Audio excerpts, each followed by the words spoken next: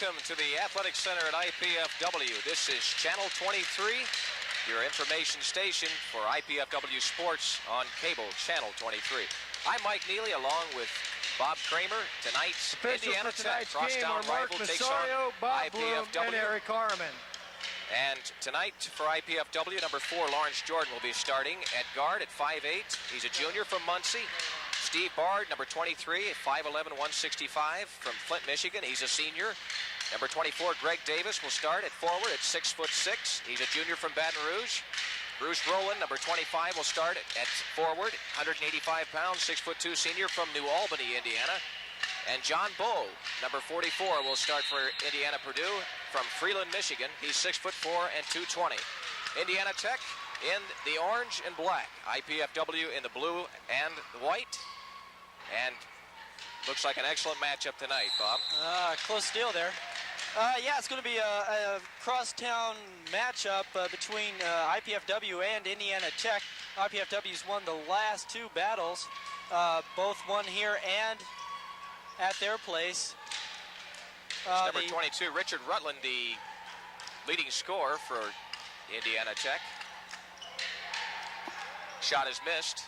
Rebound twice. 2 times. The 3rd time picked up by IPFW, number 24, Greg Davis. Oh, my goodness. Foul's going to be called on number 30. Oh, man, he got hammered. That's 33 for Chad Horman. That's his first foul, the game's first. Fouls on number 33. Steve Bard really shaking Chad up Horman, on that. that's his first, team's first. Sorry for Indiana Tech. It's number 20, Joe Jordan, 6'3", senior from Fort Wayne. 22, Richard Rutland. 23, Michael Lee. 33, Chad Horman, who just picked up his first foul and almost took Steve Bard's head off. 45, Tracy Robinson, the big man for Indiana Tech. IPFW can ill afford to lose Steve Bard, second leading scorer on the team, averaging 18.9 points a game. Steve Bard, an excellent outside shooter. And in replacing him will be number 21, Tim Vanetveldt. Vanetveldt can definitely sky. He's been a welcome surprise for Coach Piazza. He's on the last 3 road games for the Mastodons. He's come in and performed really well at Northern Kentucky. He poured in 10 minutes. He scored 17 points. He's been really happy with the way he's played. I think I don't think they'll lose too much with Steve out, but he's a fine outside shooter, shooting 44% from 3-point range. IPFW a perfect 2-0 in the conference so far in the Great Lakes Valley Conference, this being a non-conference game. 11-0 overall, and just an unbelievable turnaround for Coach Andy Piazza and company. Yeah, but you can tell Indiana Tech and IPFW are up for this match. Indiana Tech is looking to be the giant killers in this one, being a NAIA score. Inside to John Bowe, and he scores the first bucket of the game. It's 2-0 IPFW. Looking John to derail IPFW off that 11-0 run. Oh, he swatted that ball, but he's called for the foul. Good block by Greg Davis. But he picks up the foul, and number 45, Tracy Robinson, will go to the line to shoot 2. One thing you can definitely count on in this game, and that's a lot of fast break buckets, a lot of fast break fouls. Last game they played was a barn burner. The game before that, a barn burner. John Bowe broke the backboard, as a matter of fact, shattered the glass, and they had to finish the game at IPFW, which they eventually won, 106-93. You saw a nice article in the paper today on the Journal-Gazette about John Bowe and his backboard finascos. Tracy Robinson cans both free throws. It's tied up at 2-all, 18:52 left in the first half. Lawrence Jordan, the playmaker for IPFW, number 4 at the top of the key. Bruce Rowland at the side. Jordan inside, nice pass to Davis, and he's fouled, and the bucket is good. Count it. Chad Horman called for the foul. That's his second. Greg Davis will be at the line to shoot the bonus free throw. 4-2, IPFW on top, 18:40 left in the first half. Horman's picked up 2 quick fouls, and just the opening minute and 20 seconds. And Davis finishes it off. A 3-pointer, 5-2, 18:40 left. IPFW on top of Indiana Tech. Close steal. Steal by Rowland. Davis picks it up over to Jordan. Jordan sets the offense. Indiana Tech, they don't have too many tall boys. Horman goes out. That's going to be a big blow for Indiana Tech. Jordan left wide open, passes up the shot. Vanderveld inside, can't find anywhere to go. And lost by IPFW. John Bowe loses the ball and picked up by Indiana Tech. They're on the run. Took one too many dribbles. He drives. Nice steal by Jordan. We've got a 2-on-2. Jordan inside to Greg Davis. He loses the ball, and a nice steal by Indiana Tech, but they're going to call him out of bounds. Good hustle by Michael Lee. Davis just couldn't find the handle on that one. He wanted to take a strong move to the hole, just couldn't find the grip on it. IPFW catches a lucky break right there. Vanderveld. Vanderveld from three-point range misses. Rebound Joe Jordan. He's going to take it all the way and passes off. Bucket is good by number 22, Richard Rutland, the leading scorer for Indiana Tech, averaging 23.8 points a game. Vanderveld to the corner. Roland swishes it home. 7-4 now. IPFW on top. 17:40 left in the first half. Nice stroke by Roland. He's got to find that shooting touch. Roland's the leading scorer for IPFW. When he's on track, they're on track, and they've been on track for 11 games in a row. He's been lighting it up for about 18.2 a game. Of course, C. Bard leading the team at 19. Good pass. 19.6. Chad Horman gets the bucket for Indiana Tech, number 33. 6'2" freshman from Chicago. 6'8" senior, that is, from Antwerp, Indiana. He looked a little bit taller than 6'2". 17 minutes left in the first half. 7-6, IPFW on top. This is going to be a close match most of the way. Always is. Anytime there's a crosstown rivalry and got unbeaten records on the line, they always seem to get up for those games. Roland misses, rebound by Chad Horman. And Indiana Tech with the ball with a chance to take the lead here with 16:45 left. This really is an IPFW style of ball. This is what it is. It's on the fast break, pushing it up, looking for the opening. Jordan with a pass inside to John Bowe, and Bowe loses it. It goes off his leg. Indiana Tech will recover. 16:35 left, 7-6. IPFW has the lead. Johnson checks in the ball game for Bowe. Just seemed like they had the right numbers. It's just that they filled too many lanes with the same people. Indiana Tech breaks the press, and they'll hold it up now. Talking to Coach Felsky, Coach Piazza earlier in the day, and they said one thing they wanted to do was shut down number 45, Tracy Robinson. Last time they played, he scored 41 points. Fouls on IPFW. And the foul's going to be on Tim Vanderveld, and that'll be his first foul. The team's second. Both teams have 2 fouls with 16:18 left.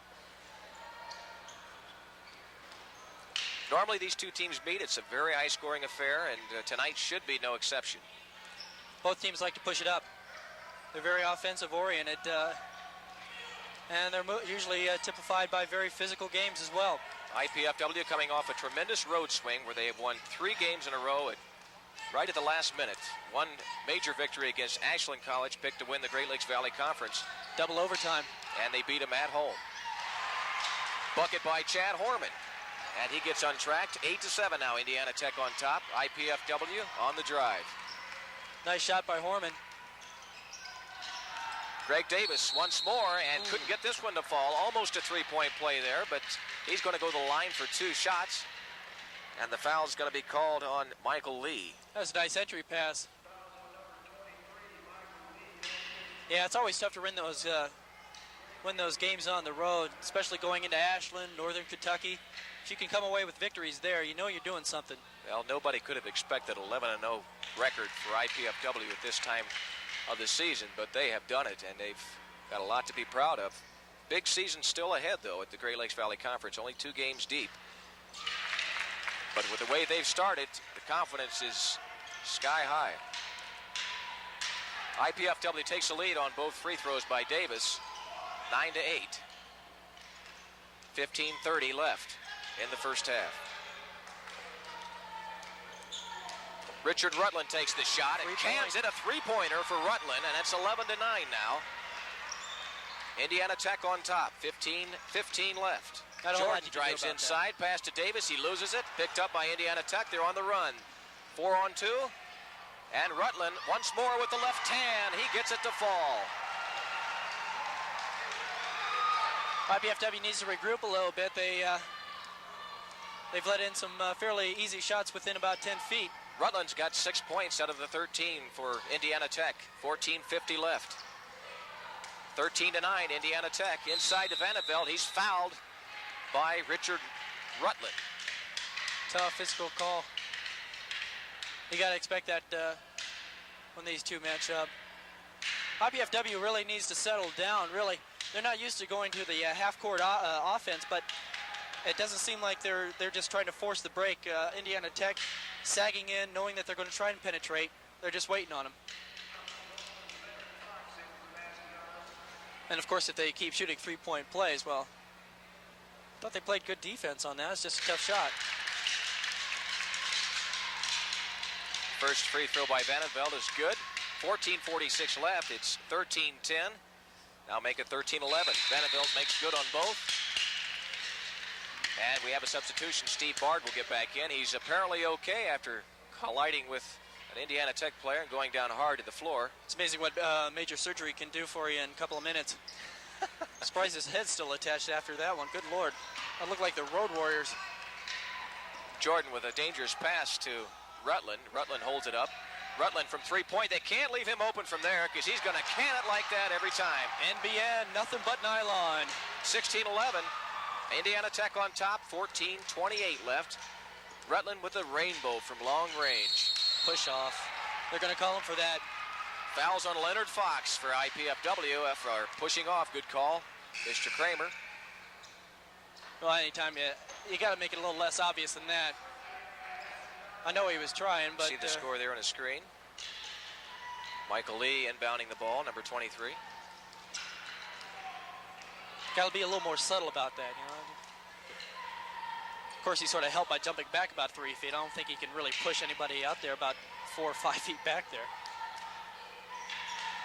Working around the offense. Indiana Tech a lot more patient than IPFW so far in this contest.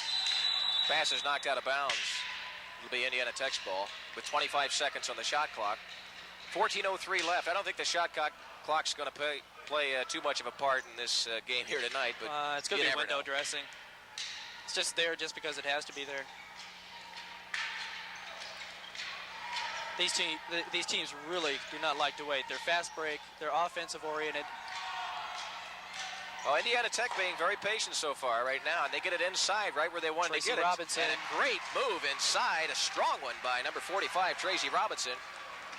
Like Bob Kramer said, the man that Indiana Purdue wants to stop tonight. So far, they haven't done it. Vanderveld with a super block by Robinson. Robinson making his presence felt early here with 13 and a half minutes left. 18-11. Indiana Tech on top, and they're fired up. Robinson coming in from the weak side to swat that shot away. Very nicely done. He's the horse for Indiana Tech. And he makes another steal. Robinson with a block and the steal. And completes the whole thing here for Indiana Tech. They got a chance to take a 10-point lead here. Guy's looking for All-American honors in one night. So far, he's been earning them. Joe Jordan with the ball. Pass inside, knocked away by John Bowe, and it'll be Indiana Tech's ball with 21 seconds left on the shot clock. Indiana Tech being much more patient than anticipated. They're looking for the good shot, and so far they're very successful. Well, they're in a pretty comfortable position right now. They're up by 7, and their outside shooting's work. Rutland a little bit long. Tracy Robinson with the bank, and Robinson is hot. 20-11. Indiana Tech. 13, 12, 50 that is left in the first half. Well, that shot has been set up by Indiana Tech's outside shooting. Anytime you got to sag back out. Good pass from Bard to Bowe. You're going to have some weakening in the middle. Nice shot, though, by IPFW. 20-13. Horman driving. Tough shot by Chad Horman. Bowe all over him. 22-13. Indiana Tech playing strong here so far in the first part of the first half. Dare I say possessed? Pretty close to it. Leonard Fox with a strong move inside. Just wrapped right around Rutland and went in. No help. let the man get by him, and he was beat. Indiana Tech breaking the press very easily here so far. Bard from three-point land passes up the shot. Another fake, and is a little bit long. Rebound, Bo. Fast break ahead. IPFW. Got the numbers. They do have the numbers, but they're going to have a charging call, or I don't know. It It looked like Sargent tried to run right through him. Lloyd Sargent with the charge call, apparently. Oh, that's what they're going to call. Yeah, I thought Sargent was a little rough. I'm pretty sure that he didn't have his feet planted, but I don't think that's what they're calling. Well, he had Greg Davis on the left wing ready to complete the fast break, and Sargent just mowed over. Put him in the concession stand. He's like wondering what sport he's playing. Hockey, football. Tim Hose entered the ball game for Indiana Tech, number 44.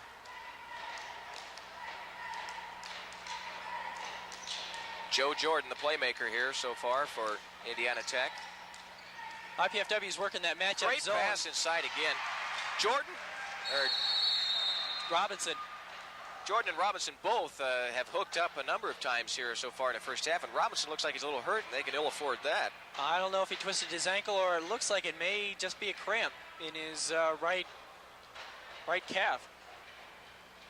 Backdoor plays for Indiana Tech working to perfection. 24-15, 11:25 left here in the first half. IPFW working a matchup zone. It looks like they've set Bo up on him, on Tracy Robinson, but apparently Bo just not doing the job. Getting free nicely a couple of times. And it looks like he's trying to walk it off. He looks okay. Well, relatively speaking. Minor cramp down there in the calf area, it looked like. But that's also never fun. May have come down a little bit tender on his ankle after that shot. He's going to go out and be replaced by number 44, Tim Hose. Right. He's a tall camper too. He's about 6'5". He probably, I would hazard a guess that he's probably not the same caliber of player as Tracy Robinson. I don't know. That's just a guess on my part. 11 minutes left here. 11:15, that is, exactly. 24-15, Indiana Tech, very impressive here early. And Bruce Rowland, very impressive with a turnaround jumper. That's 4 for him. Going right after Hose, apparently. Haven't heard a whole lot of scoring from Steve Bard. Bard has been shut down effectively. I don't know if that injury has anything to do with that, or... Good drive by Joe Jordan, and on the rebound, Indiana Tech is going to get it back. Knocked out last by John Bowe from IPFW. 24-17, 10:50 left in the first half. Pass out to Rutland. And a lot of time left in this one, folks. Jordan's going to set it up. Rutland from three-point land again.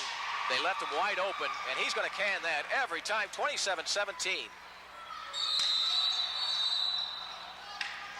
And they're going to have a walking violation on Rowland. About that one. Now, granted, Rowland had beaten the defensive man, but the defensive man bumped into him, caused him to walk. That's what I thought the call was, but apparently the... Well, that's a big play, 27-17. It's not only a double-figure lead now, right now for Indiana Tech. They could up that up to 12 points here with 10:28 left in the first half. Well, it's been characterized by great outside shooting by Indiana Tech. 3-pointers by Rutland have been the story here so far. And the inside play of Robinson. Steal by Jordan. They're going to need him to get involved a little bit more. Attempted steal by Jordan. Rutland with the drive inside, and he gets the roll. Looks like he lost the bucket, or lost the basketball on the way up, but got the lucky roll there. 29-17. IPFW is behind by 12. 9:58 left in the first half. Indiana Tech can basically do no wrong, apparently, in this first half. Bard, they need him to get untracked, and he does. 29-19 now, 10-point lead. Indiana Tech breaking the press fairly easily here so far. Press really hasn't been that much of a counter so far. Well, I'm sure Piazza's going to say something about trying to get somebody on that outside shooting. Acrobatic move by Rutland, and a defensive rebound is going to come for Bowe, and almost stolen away from Rowland, and he's going to get the layup with a great pass from Jordan, and Jordan for the first time has got involved in the fast break play for IPFW. In fact, that's the first fast break they've had so far. Well, they've except had for a few early. Yeah, a few early. They're just not as successful as that one. And a jump ball is going to be called. The alternating possession arrow goes to IPFW. They can cut the lead now. It's 29-21 with 9 minutes exactly left in the first half. Benevelt's going to check back in for Roland. Roland, not that much of a factor in this one either. Bruce Rowland's got 6 points, but has not been extremely effective on the fast break except for that last bucket. Ellis is going to check back into the ball game for the Indiana Tech Indians. Jordan bringing up the ball. Jordan averaging 9 assists a game. So far has 2.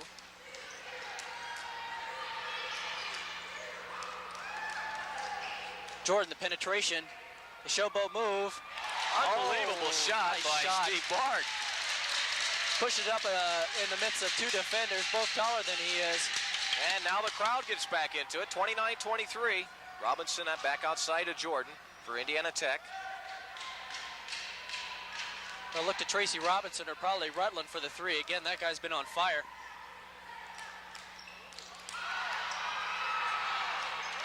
And Indiana Tech had several opportunities to get that one to fall. Missed on all of them. 29-23. Jordan fastly down the court, back over to Bo. And Bo is going to get the blocking call this time. And number 33, Chad Horman, is not very happy about it at all. That's his 3rd in the first half alone. Head coach Dan Klein not very happy either. Dan Klein, the man with 2 red shoes tonight. It's an exciting color combination, isn't it? That was a nice, strong move by Bo. That's what he's got to do to become a factor. Really take charge. He's a big boy.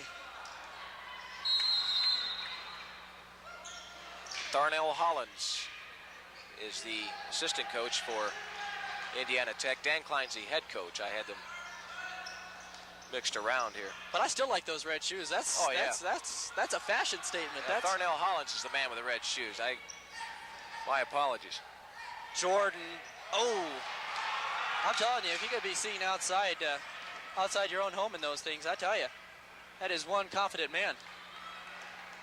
Stacy Robinson comes down with a strong rebound. And Joe Jordan, that is going to set up the offense. He's been a very good playmaker with some nice assists inside to Robinson. Robinson's been helping his own cause out. He's been making very nice moves to the hole.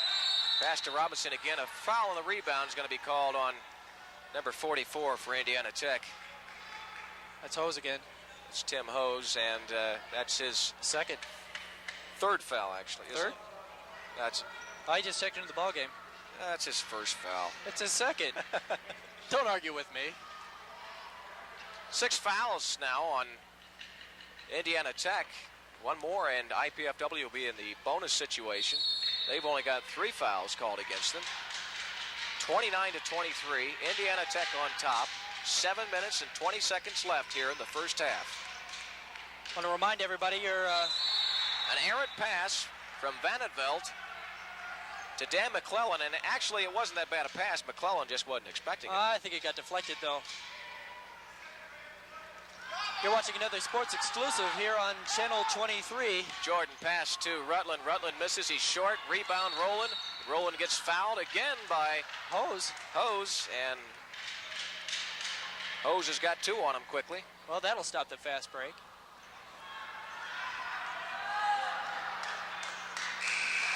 And they'll be in the bonus. Check that. The foul's going to be called on Tracy Robinson.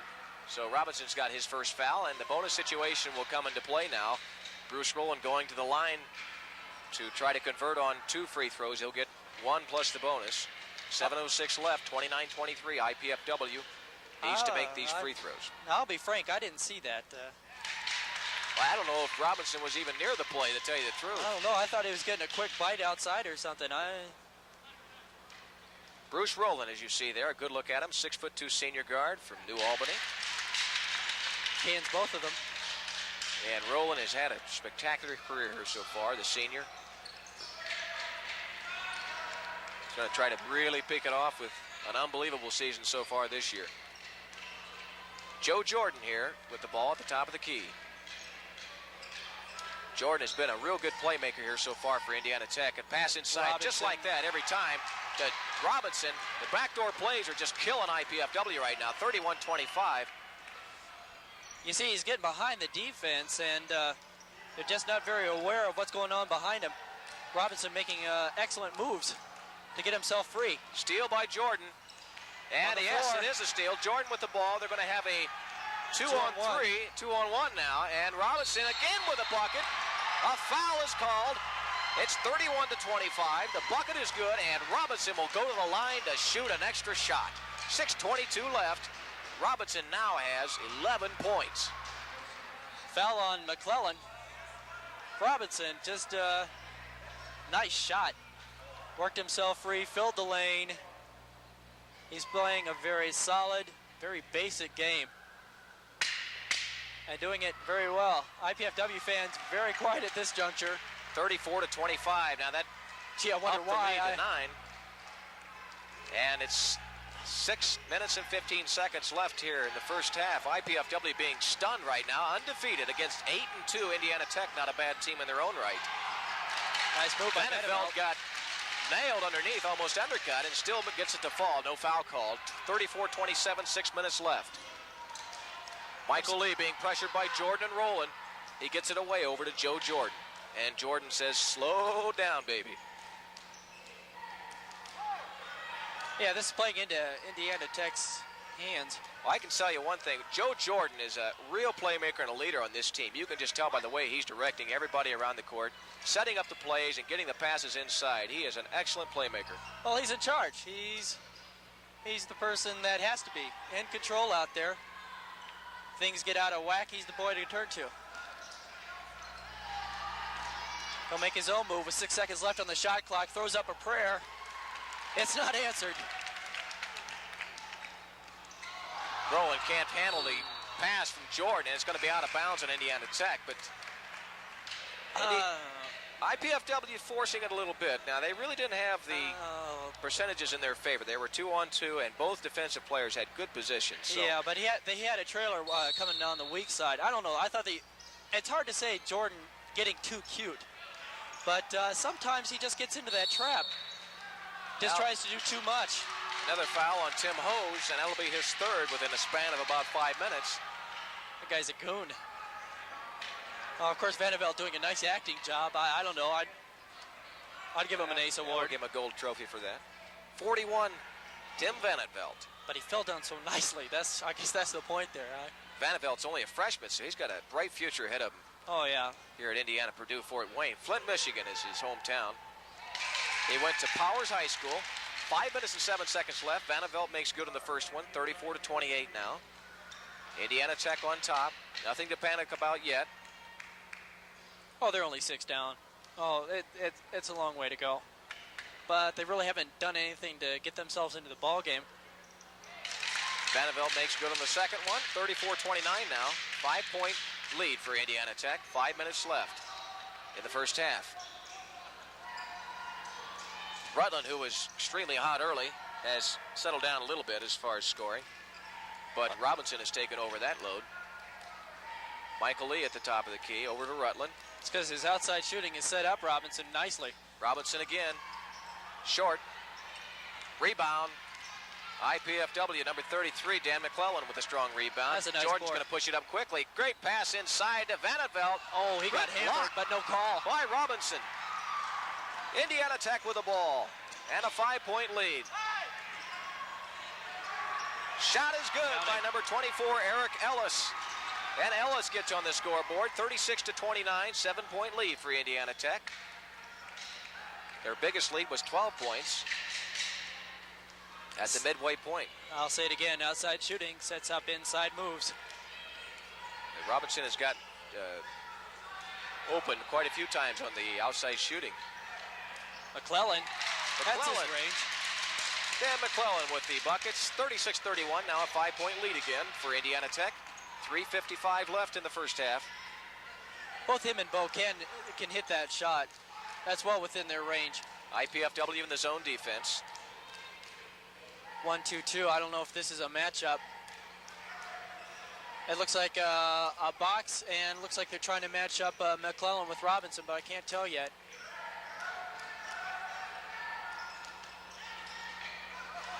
They'll take that.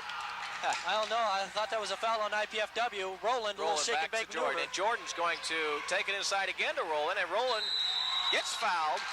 It's actually a pretty good block, really, by Michael Lee, but Roland's going to go to the line for two. I'm thinking that was fairly clean. He got it from the weak side. I don't think that referee was in good position to make that call, but apparently he did. And down at the other end of the court, just before that play happened, this number 22 for Indiana Tech, Richard Rutland, got mauled, and no call was made. Well, outside the Mastodon, I guess that would... As you can see in the replay there, that really was a pretty clean block. Yeah, outside the Mastodon, he would have probably received 3 to 5 years for assault and battery. I don't know. But I hear you say Mastodon? Yeah, the Mastodon. Mastodon. I guess IPFW Athletic Center, officially known, the Mastodons. Well, where would they play? Mastodon. The Mastodon. I like it's that very name. clear. I like that name. The Roland makes good on both of them. Excuse me, Bob. Oh, I'm sorry. It's quite all right. 3 minutes and 15 seconds left in the first half, 36-33. It's now a three-point lead for Indiana Tech. IPFW closing in here before the first half ends. They've got Davis on Robinson now. John Bowe with good defense there on number 44, Tim Hose. Eric Ellis will take it out of bounds for Indiana Tech. That guy's had a rough first half. I tell you, he picks up 3 personals. Well, Hose has gotten hosed tonight. I said it before you did. And I'm darn well you did. Joe Jordan, strong move, and he's hooked by Lawrence Jordan. The two Jordans hook up, that is, and now Joe will go to the line here for... No, he won't go to the line. That's still... they're calling him on the floor, but...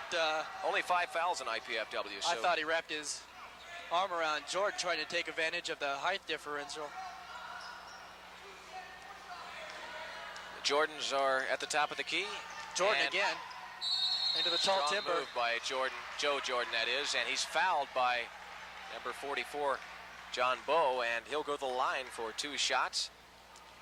Well, at least he hammered him good, I guess. I figure he got his money's worth. He isn't going there for a breath of fresh air, I'll tell you that much. John Bowe is 6'4" and 220 pounds. He's a senior from Freeland, Michigan. Oh, I think he's bigger than that. I don't know. He looks bigger than that because Joe Jordan's 6'3". He looks bigger than Joe Jordan by more than an inch. Jordan is a senior, as you can tell by his leadership. He's from Fort Wayne, and he went to Northrop High School. I don't know. I'm 6'2", and I stand next to the guy, and I'm thinking, good Lord, what am I doing here? Errant pass by Leonard Fox, but actually it wasn't an errant pass. Roland just couldn't handle it. And another errant pass. That was an errant pass. That would be your definition of an errant pass. Well, thank you for clearing that up. Well, I feel it's my obligation to point these things out to you. 37-33, Indiana Tech on top. 2:25 left in the first half. Steve Bard at the side there over to Roland. Roland pass inside to Greg Davis. He loses it. He goes up and down. He didn't have anywhere to go with it, and a turnover is the result. You leave your feet like that, you're asking for trouble. 37-33 still. 2:19 left. Well, Davis is a freshman. He's a junior transfer, I'm sorry. You're watching Channel 23. Your college connection to IPFW basketball. Along with my counterpart, Bob Kramer, I'm Mike Neely, bringing you this game tonight from the Athletic Center. Foul is called on John Bowe, and Robinson will go to the line once more for another 3-point possibility. Robinson now with 14 points here in the first half. Unbelievable performance. Set up by the penetration, and Bowe trying to help out, caught him on the arm as Robinson. That's right, the penetration of Michael Lee definitely helped in that regard. And Robinson is on fire, what can you say? 15 points now so far in the first half. 1:57 left, 40-33. Indiana Tech trying to upset Indiana Purdue Fort Wayne, who's undefeated at 11-0. Down by 7 after clawing back to be just at a deficit of 3. Indiana Tech with only 2 losses on the year. They're an excellent team. They've only lost once to IPFW. Twice to IPFW. Their 2 losses are to IPFW, excuse me. It'll be second down on that. Jordan. I'm sorry, I'm biased. Steal by Rutland. He's going to take it all the way. And no, he dishes off to Robinson. Why not? Play. Unselfish play. He saw he's going to take both defenders of IPFW. Saw Robinson wide in the open. A very nice job by Robinson to get himself in the clear, fill the lane. Well, you've heard of the team Athletes in Action, the preseason team that goes around and plays all the college preseason games, but you're looking at Athletes in Action right now. 2 teams with superior athletes. 42-33. Indiana Tech on top. 1:25 left in the first half. Indiana Tech crowd starting to get into the game now. Bard from three-point land. He's long. Rebound, Michael Lee. He's going to take it down. Over to Robinson again. He's on fire, and there's going to be another three-point opportunity for Lee. That's 17 points here so far in the first half for him. He can make it 18, a career half for Tracy Robinson. You were going to say Michael Jordan. I probably would have said the same thing about 5 seconds ago. The guy's making shots. He's being in the right place at the right time. He's playing the good D. And what do we have here? It looks like an intentional foul, maybe. Intentional foul. That's I didn't see that, but well, he held up an X. I don't know what in volleyball that means. I don't know, railroad crossing. I'm not sure what that means in this situation. He'll shoot 2, and I'm thinking they're going to get the ball. Now, Robinson just added to his point total. He's going to have another chance to add to it. Apparently, an intentional foul from behind on the fast break, and they've got the new rule now where you're going to have 2 shots and the ball out of bounds on an intentional foul and a fast break layup. This is just devastating for IPFW. I mean, they needed to get a run to get back at least reasonable and good position. Well, now they're down quickly now, 13-point deficit. Pretty bad pass. But a steal, and they could get it back. Oh, nice acrobatic move by Steve Bard, who evaded the Joe Jordan block. And now it's down to an 11-point lead. That was a nice unselfish move by Rowland, too. Normally you would have seen in his freshman year him trying to do the shake and bake move and try to get all of it.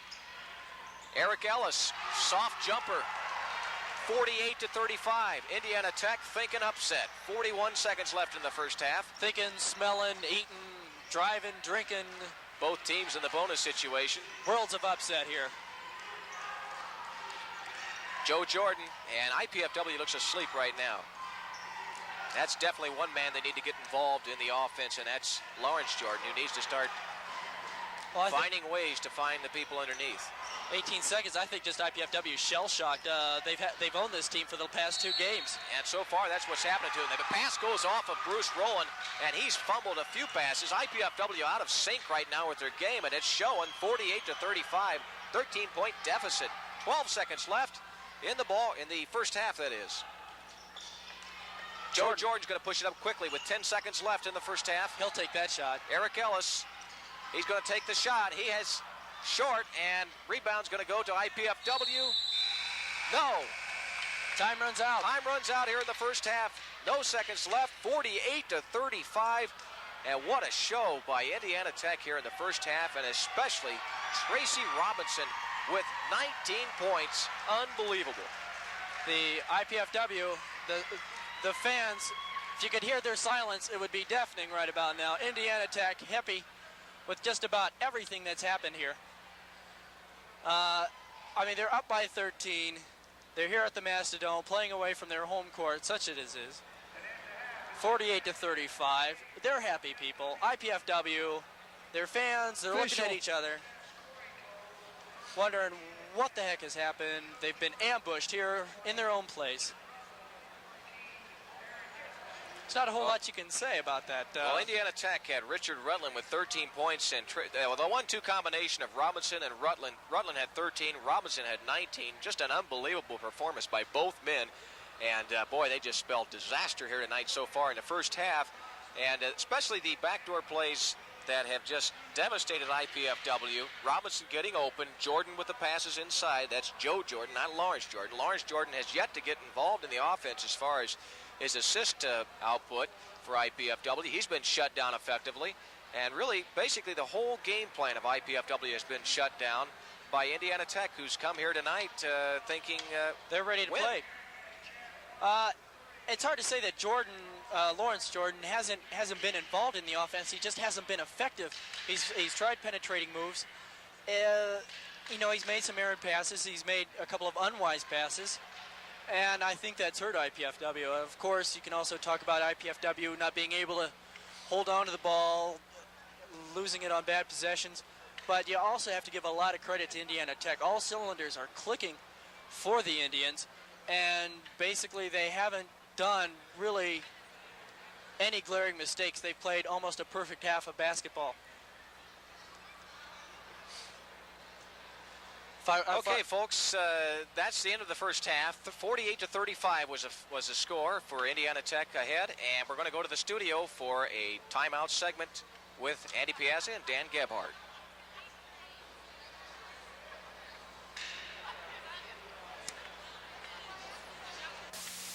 Welcome to this edition of Coach's Corner.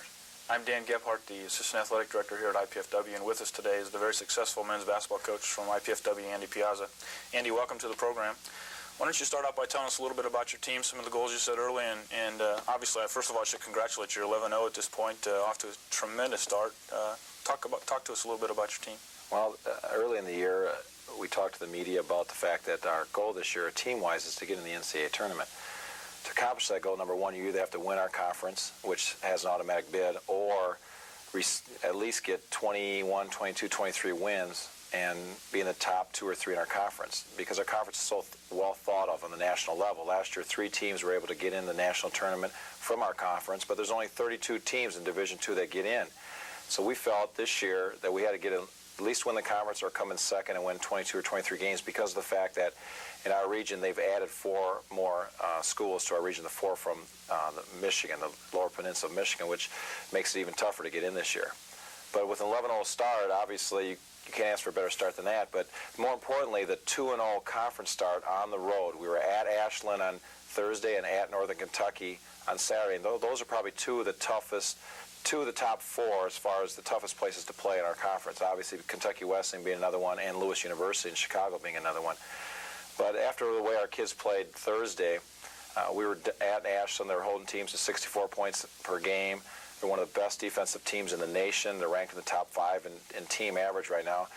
And in the second half and both overtimes, which equals to 30 minutes of playing time, we only had 4 total turnovers, and our team shot 59% from the floor, which showed to me a lot of things that came through, that you can prepare your teams as well as you want in practice and think you're doing a good job coaching, but actually when the kids are in that situation late in the game and execute the way that our kids did and show that tremendous poise, that makes it all the more easier for the coaching staff, because the kids believe in themselves no matter what the score is or how much they're behind or where they're playing at, and that's the most important thing right now.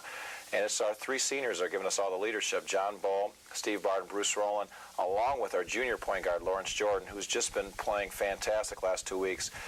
Statistics don't show everything that Lawrence Jordan has done for our team. We played 7 different offenses against Ashland. He executed and ran all of them easily, and he caused our defenses out all the time. And our changing defense is a complicated task to begin with, and Biggs has just done a super job with it. Well, you obviously, again, as I want to congratulate you on the great start. You mentioned some of your players there. I think Steve Bard's leading you in scoring right now. How are some of the other players doing as far as scoring and rebounding and those kinds of things go? Well, Dan, I think the key to our team right now is the chemistry. We have 9 players playing between 12 and 30 minutes per game, and we have 6 players averaging between 8 and 19 points per game. So, number one, no one team can key on any one player. And the second thing is our kids are getting along so well on the court. The chemistry is unbelievable right now. And it's something you strive for as a coach, but you can't really put your finger on it in practice. It's not something you can say, hey, we're going to do this or this or this, or you're going to do this or this or this. They have to do it themselves on the court during the game. And the kids right now, they don't care who the leading scorer is. They don't care who takes the last shot. All they care about is winning. And that's making up for any kind of problems that can persist sometimes during the season with teams. And we have, our kids have egos, and they care about different things in life. But when it comes to on the court, the 5 people on the court lately have just been playing as one. And we're on a roll right now, and winning close games just gives you that much more confidence. The kids believe in themselves so much and believe in the system that as far as coaches the coaching staff is concerned, we're just preparing our kids for every game now as far as what our opponents is going to do. Well, that aspect, the cohesiveness that you have, plus the fact that you can have a number of players play a lot of minutes, that's real important to your game plan in particular, isn't it, the up-tempo game you play? We press for 40 minutes, 94 feet, and we're running every opportunity. We're averaging 93 points per game right now for the season after 11 games. And any one night, it's a different person that's leading us in statistical category. For an example, we had a 6'5" freshman, Tim Vanderbilt, at Northern Kentucky on the road. We've been on the road the last 3 games. In the first half, Bruce Rowland wasn't playing very well, and Steve Bard was ice cold shooting, and we're getting drilled by Northern Kentucky. And he came off the bench, and in 10 minutes in the first half alone, he had 17 points. He had 2 3-point jump shots, and he had a 2-hand dunk over their center and was fouled, so he's going inside and outside. He alone kept us in the game. We were behind 55-48 at half, and if it wasn't for Tim coming off the bench scoring 17 points in 10 minutes, we would have been so far in the hole, I don't know if we would have been able to come back.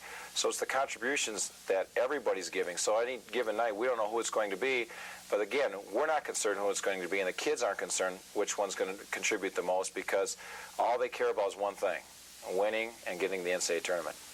You've got your whole conference home schedule coming up in front of you. Obviously, you started the conference on the road. What do you look at from the rest of the conference? Who do you look at as being real strong and those kinds of things? It seems like everybody's beating everybody already. Kentucky Wesleyan has 2 losses in the conference already. They're a preseason #1 in the entire nation in 4 of the 5 polls. And yet they've lost 2 conference games already, 1 at home. Lewis University's undefeated in the conference at 2-0, and we're undefeated 2-0 in the conference. Lewis, Kentucky Wesleyan, Northern Kentucky, and Ashland are all going to be there at the end. University of Indianapolis is a good bunch of shooters. Southern Indiana, their front line goes 7-2, 6-10, 6-8, so they're going to beat up everybody that they play. Right now, I can't predict how many wins it's going to take to win the conference. At the beginning of the season, I thought 3 or 4 losses would still be the conference champion, and it could even be more than that the way it is now. But if Lewis and IPFW continue to play they are now, it's going to come right down the dogfight right there. But obviously, this is a big week for us. Kentucky Wesleyan home on Thursday and Southern Indiana home on Saturday.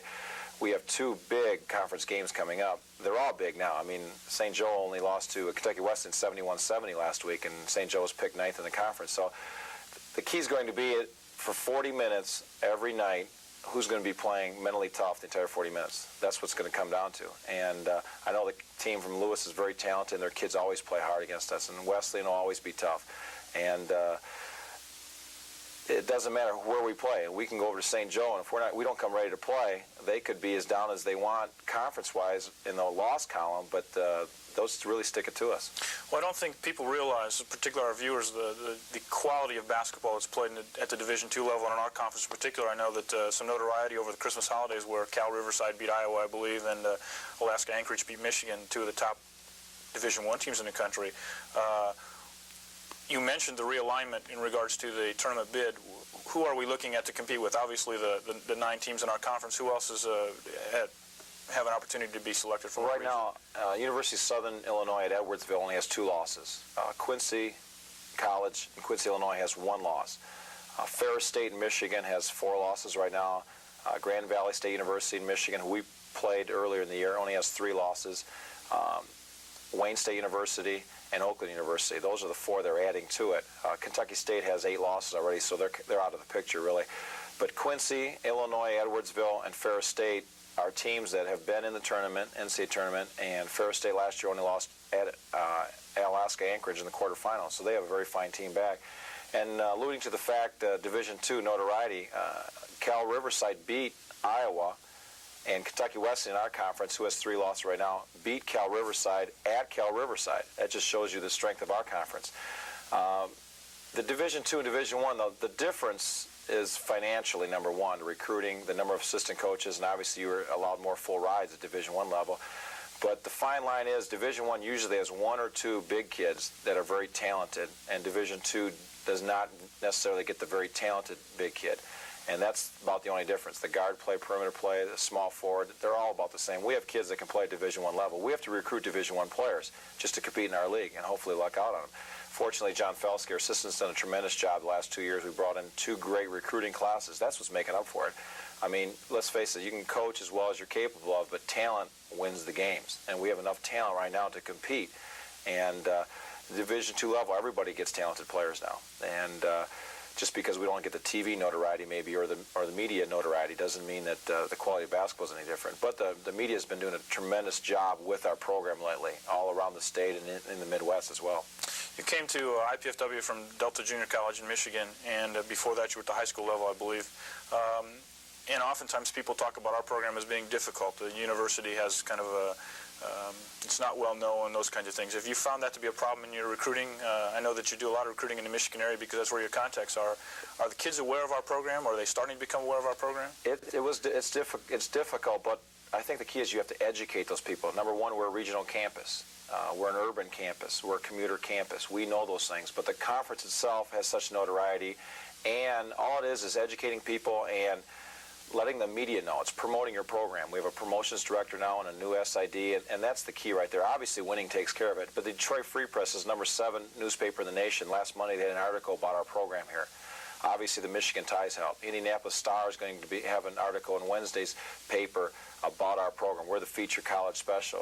The 2 local newspapers and the TV and radio in town here just doing a tremendous job with our program. And I think winning and promotions takes care of that identity crisis. And it started with volleyball last year with the men's and women's program, and now it's continuing in our whole athletic department. Once the athletic department is successful, people know who you are. Andy, we're out of time. We appreciate you coming and spending some time with us tonight, and we'd like to invite our viewers to come out and view a game. We've got quite a schedule coming up, and we thank you for being with us tonight here on Coach's Corner.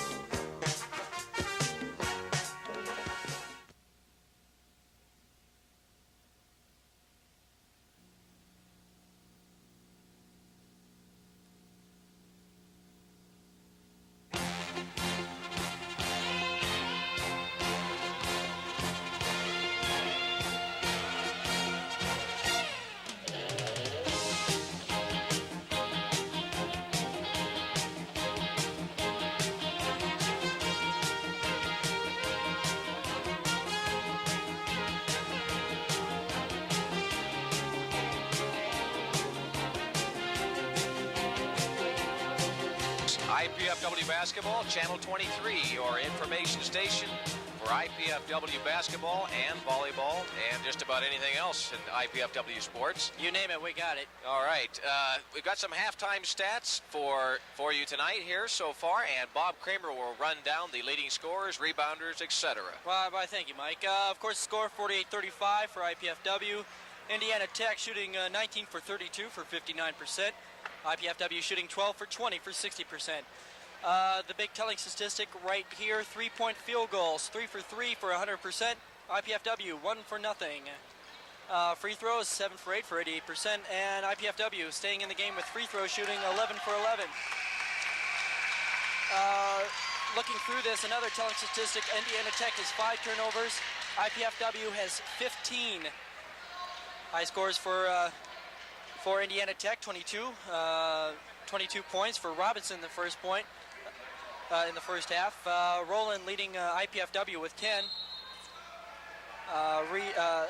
The only person with foul trouble in the first half is, of course, number 3, Horman. But he's the only one with 3. And we'll go back to action here on the court, and Robinson starts off the second half like he did the first half. He's now got 24 points, if you can believe that. 19:45 left here in the ball game. Greg Davis misses it, gets his own rebound, and we'll have a jump ball. Robinson and Davis. Possession arrow goes to Indiana Tech. Also, we have individual statistics on IPFW. Lawrence Jordan had no points in the first half. Steve Bard had 6. And, of course, Roland led the Mastodons with 10. And on top of that, Lawrence Jordan only had 2 assists also. Good, strong move. Hook shot by John Bowe. And Bowe now has 6 points. It's now 50-37. Indiana Tech up by 13. 19-18 left in the ball game. Inside to Robinson again, and what's new? He misses it. That's what's new. Who'd have believed it, huh? And the out-of-bounds play goes to IPFW. I'm surprised a guy who scores 24 points to be that wide open.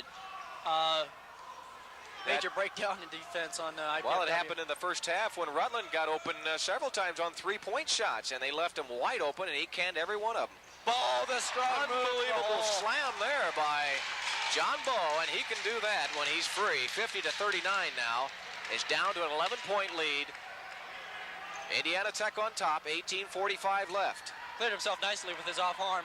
Robinson gets it stolen by Rowland, and IPFW on the run now. Jordan's going to push it up quickly. Pass inside to Davis, and he slays it in softly. And it's 50-41 now, a 9-point lead. IPFW closing in. Jordan bringing it up. That's going to... Indiana Tech has just drastically got to take IPFW out of its game. It's got to make its baskets. It's got to work it. Shot by Chad Horman. He's got 8 points. Indiana Tech back on top by 11 points now. 52-41. IPFW's got to run. It's got a gun. It's got to hit the boards. John Bowe tying his shoe real quick before they get the offense set. It's got to stop Tracy Robinson. I don't think that matchup zone's really been doing them a whole lot of good. It's supposed to keep... you got to can the outside shots too, and that's exactly what Indiana Tech has done to effectively go against the zone. Well, you got to do that, but the guy who's been on, IPFW's tried several guys on Robinson, doesn't really have that much effect on him. There's Horman. Shot missed by Bowe at the other end, and Horman comes through with a possible 3-point play. Chad Horman now with 10 points, and he's been another spark plug here for Indiana Tech. He's now in double figures, and he'll try to make it 11. 52-41 now, and I don't believe.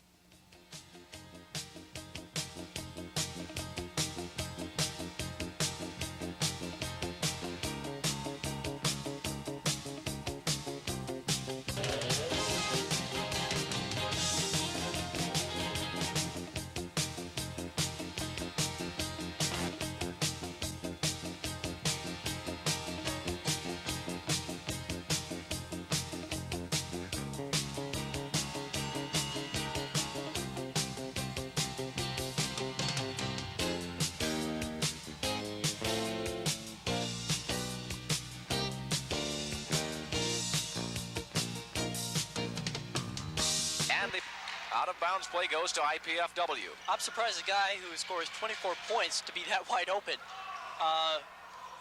Major breakdown in defense on IPFW. Well, it happened in the first half when Rutland got open several times on 3-point shots, and they left him wide open, and he canned every one of them.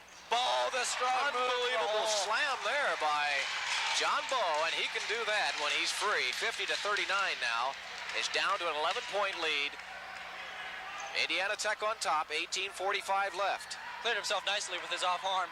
Robinson gets it stolen by Rowland, and IPFW on the run now. Jordan's going to push it up quickly. Pass inside to Davis, and he slays it in softly. And it's 50-41 now, a 9-point lead. IPFW closing in. Jordan bringing it up. That's going to... Indiana Tech has just drastically got to take IPFW out of its game. It's got to make its baskets. It's got to work it. Shot by Chad Horman. He's got 8 points. Indiana Tech back on top by 11 points now. 52-41. IPFW's got to run. It's got a gun. It's got to hit the boards. John Bowe tying his shoe real quick before they get the offense set. That's got to stop Tracy Robinson. I don't think that matchup zone's really been doing them a whole lot of good. It's supposed to keep, well, you got to can the outside shots and that's exactly what Indiana Tech has done to effectively go against the zone. Well, you got to do that, but the guy who's been on, IPFW's tried several guys on Robinson, doesn't really have that much effect on him. There's Horman. Shot missed by Bowe at the other end, and Horman comes through with a possible three-point play. Chad Horman now with 10 points, and he's been another spark plug here for Indiana Tech. He's now in double figures, and he'll try to make it 11. 52-41 now, and I don't believe they've tallied up their scores. Now 54-41. There you go. 17:30 left in the ball game. Indiana Tech is hanging tough. IPFW has got their work cut out for them with 17 and a half minutes left. Well, they're doing everything right. Horman completes it. I mean, anytime you only have 5 turnovers in your first half, your offense is doing whatever it needs to do. They've played smart. They've done what they've had to. Absolutely, and there's another turnover for IPFW. 3-on-1. Rutland with a 3-on-1 move over to Robinson again. What's new on that one, baby? I'll tell you, that's a combination that's been deadly. 57-41. Indiana Tech putting on a show, and a timeout needed badly, and he gets it. Andy Piazza. It's circle the wagon time for IPFW. They're down by 16 with 17 to go. I don't know, short of taking a gun and shooting Tracy Robinson, the guy's just been on fire. I don't see how they're going to stop Tracy Robinson. Now we've got 17 minutes left in the ball game, and he's already got 26 points, and he's just been unstoppable. Credit the assists from Rutland and from Joe Jordan. Rutland's been a real unbelievable player here so far in this game also. He's got 15 points and 6 assists, and he's just been a catalyst along with Jordan and Robinson and Horman, and they're all just playing on all cylinders right now. Indiana Tech is just a buzzsaw. They're pretty fired up campers, I'll give them that much. They came in knowing what they wanted to do. IPFW maybe looking for a break. They've had a tough road swing, and maybe they're thinking coming to their home place and playing a team that they've beaten twice already in the regular season. They're thinking maybe we can just walk in here, come away with a W, but it's definitely not working out that way. Now IPFW is suffering right now a letdown after coming off that road swing where they won 3 in a row with close scores. This could be a letdown for them, and they're going to have to get up quickly, otherwise there's going to be a blowout. 16-point lead now for Indiana Tech. That's what they need right there. Inside play to Vandenveld from Roland. A great pass. 57-43 now. 16:45 left. Nice look away by Roland. Nice entry pass to get it to him. See, that's what they're going to need. They're going to need to really attack the inside, because what Piazza wanted to do was try to get Robinson into foul trouble, but it's... they're going to have to get out of that zone sooner or later, because Robinson's just annihilating alive. Just eating him alive. Points. Well, I don't know. Maybe if they ignore him, he'll go away. I don't think it's going to work out that way. It looks like they have ignored him. Well, it's not working out that way, I'll tell you that much. No, I'm talking about IPFW. They've ignored him. They would have liked to. A nice tip in. John Bowe with the legs to get it up, and he's now has 8 points. Still down by 14. I really hesitate to call him out of this one. But if they keep doing stuff like that, oh, nice block by Bowe. Great block by Bowe, and I tell you, that's what they needed right there. But how in the world? Gun, Aaron pass by Jordan, and that's definite heartbreaker so far here for IPFW. Joe Jordan breaks the pressure. They needed something like that to get them emotionally back into this game, because they're just playing back on their heels right now. Yeah, but Bob, tell me, how in the world is Robinson getting so free? I mean, he's all alone under that basket. I think it's done with mirrors. I mean, 4 times in a row. How can that happen? You're asking the wrong guy. I think head coach Dan Klein's got a bag of tricks here that's making these plays where he's getting wide open, and I don't know how it's happening. I don't know. Reaching into Mother Wilson's bag of tricks. I don't know. Chad Horman misses the shot. A rebound by Roland, and Bard takes a shot. He's fouled. It could be a 3-point play, and IPFW needed that badly. And that's Horman's 4th. He's a major staple of Indiana Tech's front line.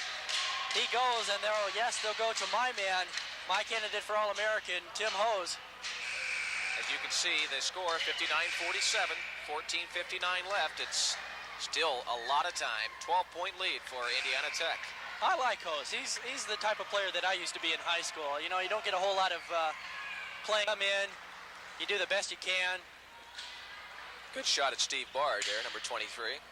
He's my type of player. Sort of blue collar, hits a couple of people every once in a while. You know, that's fun. You know, that's okay. He's a banger. Bard completes the three-point play. 59-48 now. 14:59 left in the ball game. Rutland pressured by Rowland and Bard. Jordan brings it across, and they break the pressure once again. Pressure has not really been that effective. I don't remember any turnovers coming on the break, on the press. But Jordan's running this show. He's not going to a whole lot affect this team. Indiana Tech being very patient, holding the ball up. 16 seconds on the shot clock now. They got Sargent guarding Robinson man-to-man. 10 seconds on the shot clock. Jordan with a great move. Quick, and a pass to Robinson. He's fouled. Tepper's flare. Sargent, I think, just overreacting.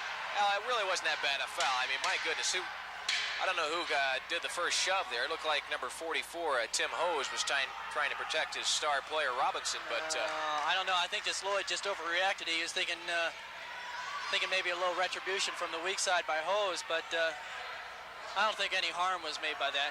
Robinson got a little heated on that. Robinson's unstoppable. This guy, they're just going to have to just count on him getting his points and try to find some other way to beat this team. But right now, it's unstoppable. 59-48. What does the phrase M1 tank mean to you? And they haven't, he did not get the bucket, but 59-48 is the score. 14-19 left. He'll shoot two. He'll shoot two, that's right. He's got the first one. He could make it 30 points on the night so far if he cans the next free throw. There's a good look at the star for Indiana Tech, and he gets it. 30 points for Tracy Robinson. Jordan being hounded by Michael Lee. Over to Bard, and he missed Surgeon inside. He was wide open. Vandenveld from the top of the key. Rowland over to Bard. Bard with a strong move inside, and a beautiful layup by Steve Bard. 61-50 now, 11-point lead. Indiana Tech. Steal by Surgeon, stolen back by Robinson. You know who. And Rutland gets it to fall with the assist by Robinson, and he's going to sell popcorn in the next 5 minutes also. Bard is going to be called for the charge. Bard's just trying to make too many things happen. He made a nice penetrating move on the last possession. It was a good call. Oh, it's a good call. He's just trying to make too many things happen. He's just aching to get in that scoring column. He only scored 6 points in the first half, and just 2 points right there. Yeah, he's got 8 points in the ball game, and he's usually used to scoring about 18. So. He's averaging 19.6. And shot by Rutland is missed. IPFW can't buy a break, and it's out on Lloyd Surgeon. Indiana Tech will get the ball. 13:30 left in the first half. By the ball game, that is. It's 63-50, and IPFW is definitely out of their game plan right now. Well, it looked like Hose was way over the back of Sargent, but no call. And they called Sargent for hitting the ball out of bounds last touch. Joe Jordan at the top of the key for Indiana Tech. He's going to set the offense as he has the whole game. He'll run it down to about 15 seconds left in the shot clock and then run their regular offense. This is just token. See, they're not really looking for anything. Maybe an outside shot. They're going through the motions right now out on the perimeter. 20 seconds on the shot clock. If Robinson breaks clear, they'll probably go to him, but Sargent's on him like white on rice right about now. Jordan with a few stutter steps. About 12 seconds left. What that was about. Now we're going to get a traveling call on Michael Lee. Could have very well been called a jump ball as well, but IPFW gets the break, and they're going to have the turnover. With 12:55 left in the ball game, a 13-point deficit. Indiana Tech on top, 63-50. Michael Lee giving token man-to-man pressure as Jordan tries to bring the ball up just to take more time off the clock and make IPFW work the ball up. Bad pass. Steal by Rutland. He's going to try to take it all the way. What a spin move! Nice. Unbelievable move by Richard Rutland. And just crossed up Bruce Rowland. Who are these guys? Yeah, that's what I'd like to know. 65-50. Now, we knew they were good, but we had no idea they could play basketball this good. And they're just on all 4 cylinders right now. 65-50 the score. 4 cylinders, 6 cylinders, 8 6 cylinders. They're on any cylinder they want to be. That's a foul on Hose. I didn't know they made 8 cylinders anymore. Oh, I don't know. Make it a truck or something. I don't know. They're just running all over here. Let's make it an 18-wheeler. 65-50, 12:08 left. Make it a patent tank. I don't know. Rowland's going to go to the free throw line, and Bruce Rowland has had a tough night here so far with only 10 points, 0 here so far in the second half. And he gets the first one to fall. He's got 11. Guy's been stopped. It's I don't think I can really tell that he's been stopped, but he just hasn't been getting that many that opportunities to go to the hole. Rowland makes good on both. 65-52. 13-point deficit once again, and Leonard Fox will replace Bruce Rowland here with 12:08 left. Indiana Tech's got to be in great condition because they've been playing with basically maybe 6 or 7 guys, and I don't see Robinson slowing down. I don't see any of the backcourt slowing down either. I think Jordan's been out there for practically the whole game without any timeouts by either side. Only 6 guys have played in the game so far for Indiana Tech. They've used 6 guys. They've got actually 9 altogether that they dressed tonight. 3 have not played yet. Rutland is being pressured, and he just gets it away. 13 seconds left on the shot clock. Indiana Tech doing a nice job of running down the Down the shot clock. Air ball.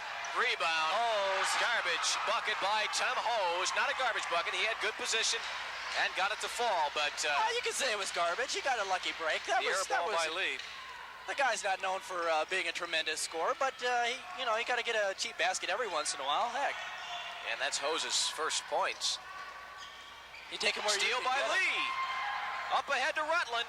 Here's on the right side Robinson again. He was wide open there, and they missed him. I think they just elected to take more time off the clock.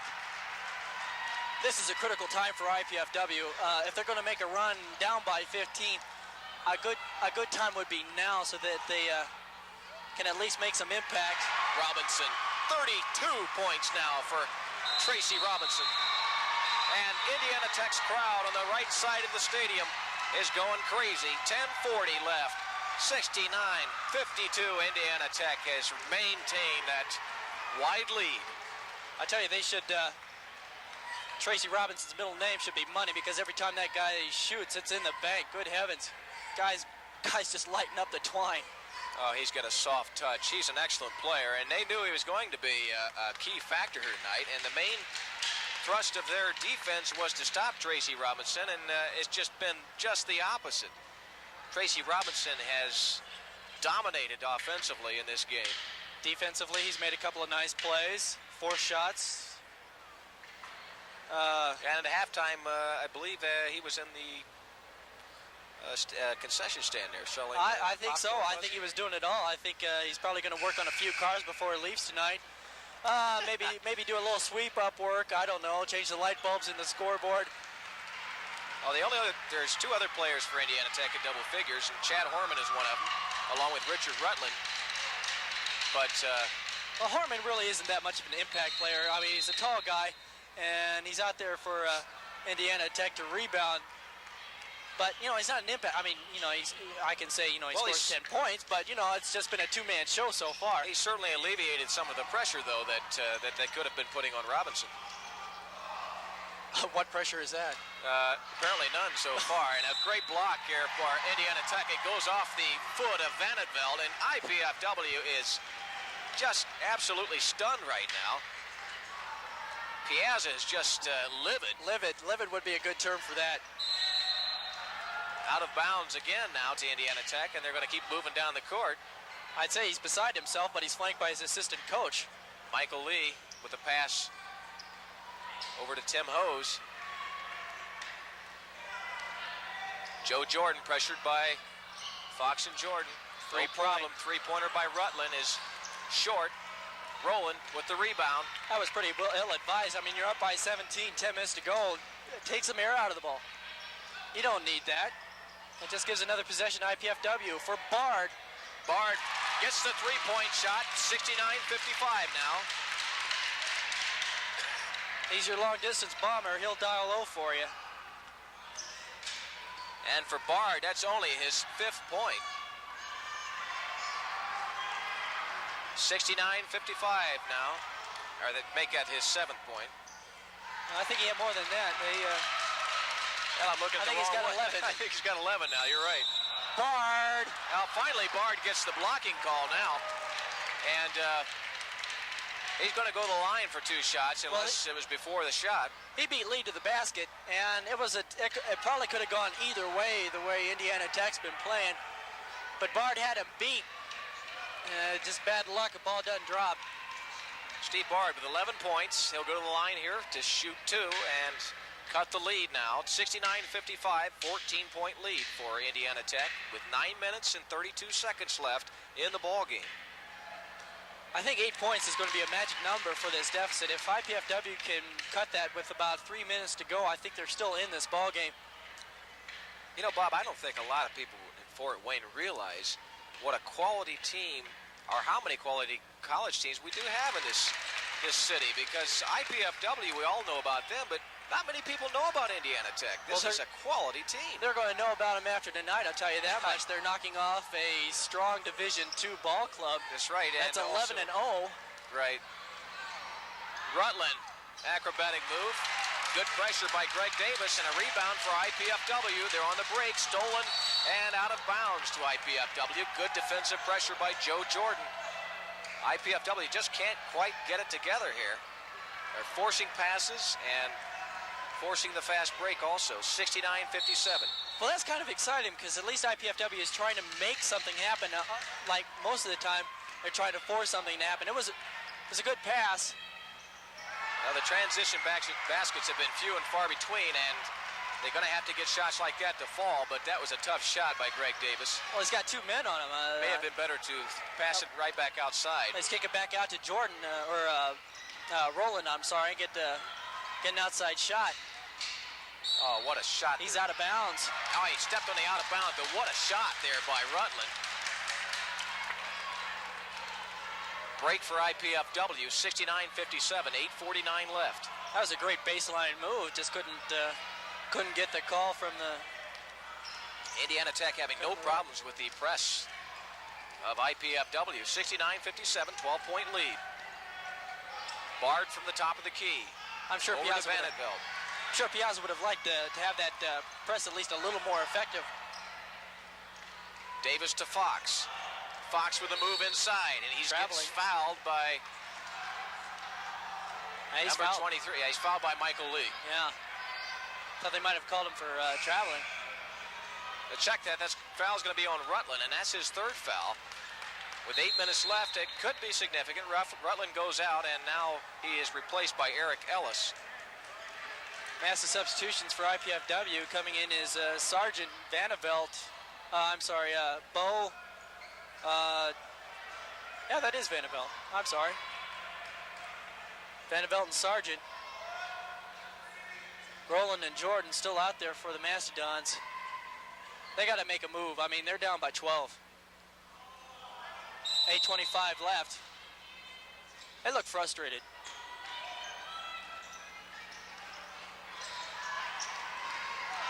Stolen by Michael Lee. He got mugged. He got mugged. Don't tell me he got stolen. He got mugged. Extremely quick hands by Indiana Tech. And quick elbows and a couple of knees here and there. Foul's going to be called on John Bowe. And Robinson is fouled. And that's only 4 fouls so far on the Mastodons. But it was a pretty weak call. That doesn't make a lot of difference. 69-57 with only 8 minutes left. That was a pretty weak call, especially right after that one. down on the other end for IPFW.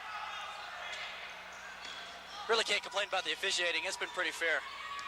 Not many fouls called. Both teams have played pretty clean basketball. In and out by Michael Lee. Well, clean in the sense that there's been no blood. Well, it's been a physical game, but nothing like the Big Ten, let's put it that way. Entry pass to Bow.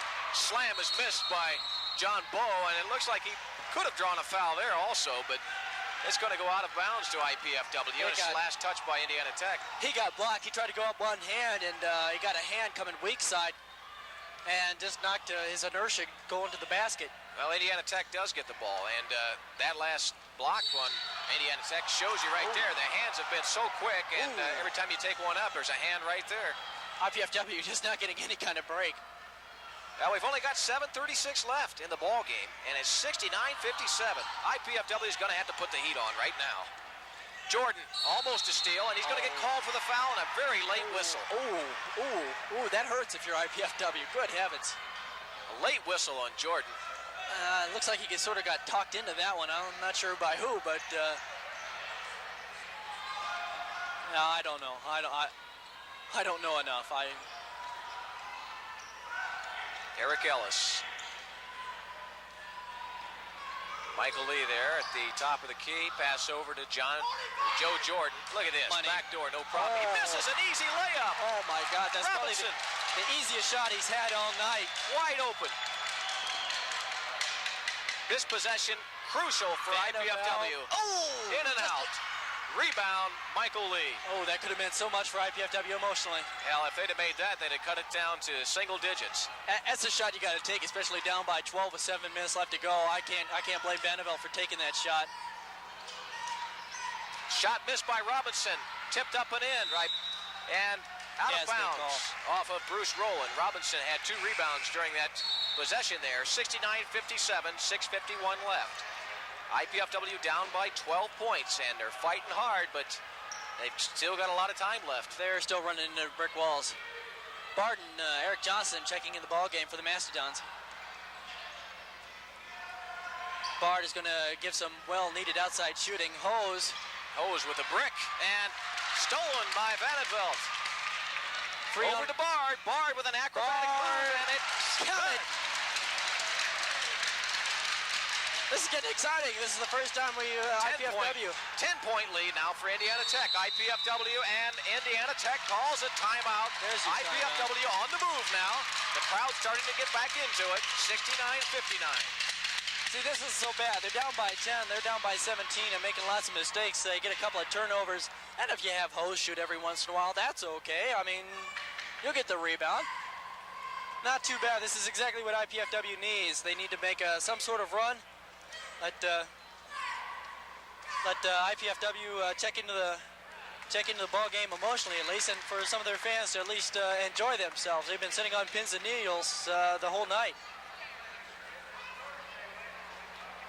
Oh, there they are. Should we be saying anything to them? You're watching Channel 23, your information station for IPFW basketball, along with my counterpart, Bob Kramer. We're bringing you IPFW basketball, and right now we've got an exciting game, a 10-point lead now for Indiana Tech, and they played an unbelievable basketball game here tonight, led by Tracy Robinson with 34 points here so far in the ball game. And they'll get back on the court now after that timeout by Indiana Tech. 6:27 left, 59 points for IPFW, 69 for Indiana Tech. IPFW on the move, and right there, nice move. Rutland breaks the press, and with an easy bucket, 71-59, just like that. Wasn't that easy a bucket? Vanderbilt coming to block this shot, and had to loop it over his outstretched arms. Nice shot.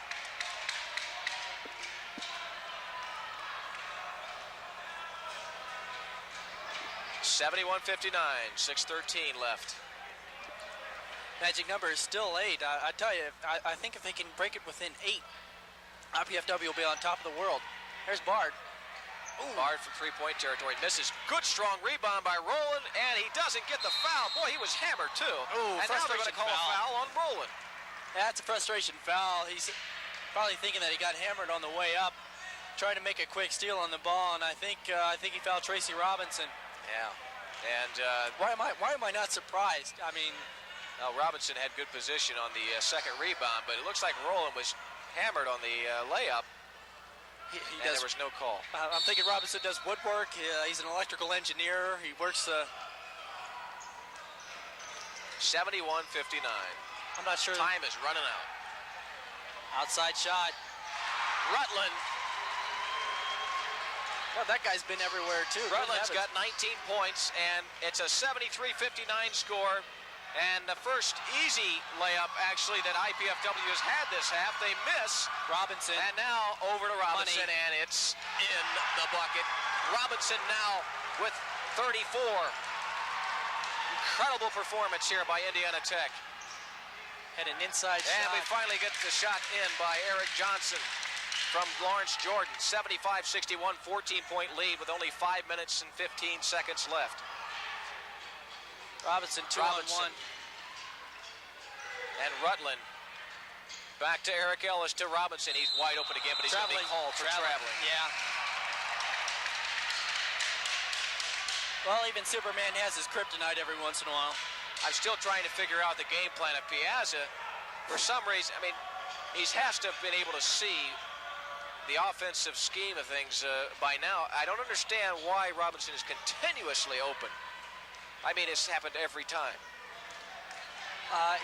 Like I said before, you're asking the wrong guy. Bard, that's Bard way off.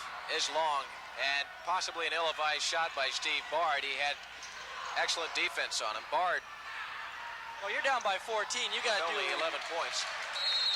You got to do something to get back in the ball game. If you got an open shot from three-point land, and Bard is more than capable of making that shot, he just hasn't done it so far. Well, he needs to make sure he's wide open to make that shot, though. You can't make it. You can't put it up with two people on you.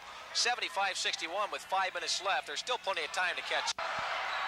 Well, 2-point, two men on you, it happens. Bard again. He's going to be called for traveling. A lot of people would call that a Bush League call at this stage of the game, but I don't know, down by 14, IPFW. Yeah, they're going to have to call a timeout. They do. Yeah. As Dick Vitale would say, get a TO, Andy. Because this joint is rocking, but it's rocking on the wrong side of the floor. 75-61. Indiana Tech just putting on a show. Unbelievable performance, especially by Tracy Robinson, but I guess you can expect that of him. He's the leading scorer, the second leading scorer, that is, just behind Richard Rutland, but... Really? Rutland's got more than he does? No, I'm talking about average score for the year. I'm sorry. Robinson's 6'5", he's a senior, and he's from Fort Wayne. He played for Snyder High School. Many of you will probably remember him. 4:36 left in the ball game, and it's quiet as a mouse right now. It's very quiet. It's kind of too quiet, especially if they're going to get back into this ball game. They're really going to need the support of the fans to get them at least emotionally charged to make a run for it. Just noting back on the game, also Rutland has helped Robinson's cause a great deal too. He set the tone early by hitting those three-point shots. But I'm still a little flabbergasted that more hasn't been done to at least try to shut down Robinson, because the guy's been a tank. I don't know how succinctly I can put that. Well, it wouldn't be so bad if he would have made some shots. A steal by Rowland, and he's going to get called for the block. Blocking foul on Indiana Tech, Joe Jordan, and they're going to call the bucket good. That could be a crucial play with 4:30 left. That's a tough call, because I thought Jordan was down there collecting dust when Rowland was making his move to the basket. Well, if Jordan or Rowland cans his free throw, he can cut the lead to 11. Still plenty of time left with 4:30. That's a well needed, especially coming off that steal. And he does it. It's 11 points. It's 4:30 left. Rowland with 14 points here. Joe Jordan. I'll still say anything's possible here. He's wide open again. Now where in the world? I don't know. I don't know what to tell you. Rowland with the fast break layup. It's good. 75-66. 9-point lead now. Rutland, great fake on Rowland, and he gets it to fall. Nice body control on Rutland, forcing Rowland to go up, try to block this shot, but by the time he shot it, he was in the other time zone. Three-pointer is soft barred with a strong rebound. And it's now a 9-point lead again, 3:50 left. IPFW in a panic situation now. They're running all over the place. I wouldn't say a panic situation right now. I mean, they've been here before. They've had the hard times. They've had the lean times, especially. Well, they've been in plenty of close games, though. That's for sure. They've been in plenty of close games. They know how to win them. You've been in double overtime with Ashland. You're mentally tough. The experience is going to help. Nice Steal by Jordan. Jordan ahead. He gets cut off by Jordan. The other Jordan, that is. Robinson again. What in the world is going on? I don't Robinson know. again. 36 points now for him, and he's had every one of them uncontested layup. That guy's going to start charging for a room down there because he's there all night. Three-pointer by Vanderveld is short. And, what a strong move by number 44, John Bull. Now it's a 9-point lead again, 2:57, exchanging baskets. Not in the favor of IPFW right now. Well, Indiana Tech's got to slow it down. They're playing too much run and gun. That's right in IPFW's favor. Pass out of bounds, and it'll be Indiana Tech's ball still. You're just playing right in IPFW's hands if you're just trying to up-tempo. I'm very surprised why Indiana Tech isn't just sitting on the ball. Sometimes you wonder if Piazza's game plan was maybe to say, maybe we'll just let Tracy Robinson do all he can and we'll try to stop everybody else because we know we can't stop him, but they sure haven't even tried to stop him. Well, yeah, that's one thing, you know. That's a tough call. I don't think he had this in mind. He didn't. I mean, Robinson scored 41 points the last time these two hooked up. Well, unless Indiana Tech has got some brand new offensive plays nobody's ever seen before, but it looks that way because he's been open, so unbelievably wide open. Shot, pressure shot too by Rutland. Oh, nice shot. And Rutland's got 21 points now. Vanderveld with a tough shot, and he misses, and a great rebound by Robinson. Guess who? 2 minutes, 20 seconds left. Time running out on IPFW, 81-70. It's starting to get late real early. Foul's going to be called on Vanderveld, and neither team is in the bonus situation as of yet. With that foul, they might be, and they are, yes. They're going to call timeout. IPFW, probably well-deserved timeout. He's got to rally the troops for at least one more charge up the hill. When we come back from the timeout, Chad Horman will be at the line to shoot a 1-on-1 free throw. It's 81-70 as you see the score on the screen. And, Bob, there's not much time left. 2:14 away from IPFW's first loss. Well, IPFW's continually been digging a ditch for themselves all night. I'm surprised that they haven't played them tighter. I'm kind of surprised that they got down 19 points at one time. But they've fought valiantly to at least cut the deficit to down by 9. But it's 11 to go and about 2:14 left in the game. It's not looking real bright, folks. Can't really say it any better than that. Well, there's been 2 barn burners so far between the two teams this year, and this is the third one. And right now, Indiana Tech is not much really of a barn burner. Indiana Tech just really dominated, controlled the game, and played at the tempo and the pace that they wanted to play at, and dictated everything about it. Even though they only have an 11-point lead. Mm-hmm. There's one thing I've been real disappointed in that we haven't broken a backboard here. Kind of looking forward to that. All the media's been here. TV, press coverage, looking for that backboard to break, and just hasn't come about. I don't know, Chad you're Horman. looking forward to that, weren't you? Excuse me. Oh, I'm sorry. Chad Horman at the line. Good look at the 6'8" man from Indiana Tech. He's a senior from Antwerp, Ohio. Good state, Antwerp Ohio. High School. 82-70, 83. Nope, he misses. But a rebound by guess who? Robinson. Mr. Robinson, who takes a ride on the back of Lloyd Surgeon. And Robinson was wide open again, but they couldn't quite get the pass to him. Foul's going to be on Lawrence Jordan, and he's going to... Oh, me? I just mauled him. No big deal. There was no blood. How can you call that? Now we've got a little altercation between Vandenveld and now we've got some more pushing, and we could get a brawl here, but the officials step right in, and there's going to be a technical call on somebody pushed. I think Rowland. IPFW, Bruce Rowland pushed Joe Jordan. And Jordan retaliated, and luckily was caught by one of his players. Otherwise, he could have got a tee also. That was a potentially bad situation there. You don't want to be doing that in front of another guy's bench. I don't know why you want to be starting down, down by 12 points, 2 minutes to go, and you want to lose your temper like that, just out of control. Yeah, that's a frustration foul, but it shouldn't be because they still got 12-point deficit. And they still got 2 minutes to go. You never know what can happen, and to have something like that, free throw plus the ball out of bounds, is just that's the icing on the cake. That's the end of the game if you do that kind of crap. Yeah, they're talking about something in front of the Indiana Tech bench. A lot of voices kind of raised in anger right there. Can't believe it right now. I think somebody may have been disqualified.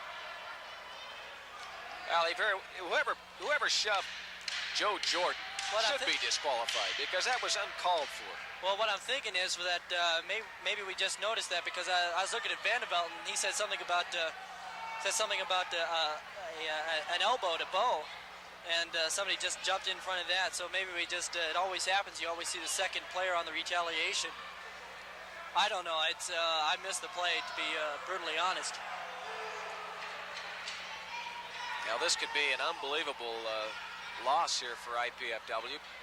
Not so much unexpected, not so much of a tremendous upset, because everybody, we knew that Indiana Tech was a good team and could match up athletically with IPFW, but considering the circumstances, IPFW being 11-0 on the home court and entering Great Lakes Valley play, they're 2-0 with a big game against Kentucky Wesleyan. Maybe they were looking ahead. Very well, could have been. It's surprising and disappointing, but to be honest, it's not that surprising as well. Al, we're again rocking on the wrong side of the court here. Indiana Tech fans cheering at the free throw, 2 of them in a row by Eric Ellis, and he's got a little ice water in his veins, huh? Well, there's not really a whole lot of pressure on you up by 12 with 2 minutes to go.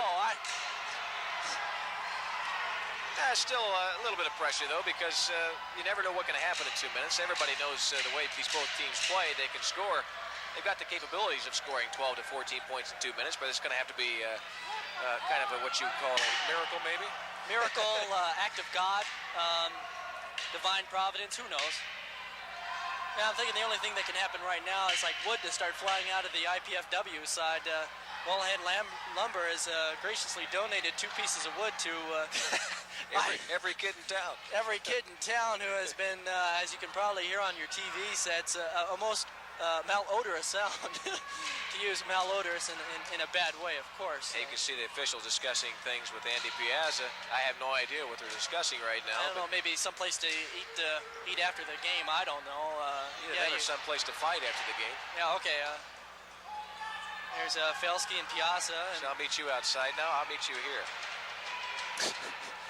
Yeah, I hate to think gang warfare could probably be eliminated by basketball, but that's all. Overall, it's been a pretty good game as far as the officials calling and letting them play. It's been hard fought. It's been very physical, but there have been times when it's been kind of shaky, but they've tried to maintain some sort of control. And they're still discussing it. Maybe they're talking about the type of food they want to eat. I don't know, Italian, Chinese, what do you guys want, huh? Now he's pointing up to the stands, and maybe somebody shouted some vulgarities to him, and he's saying...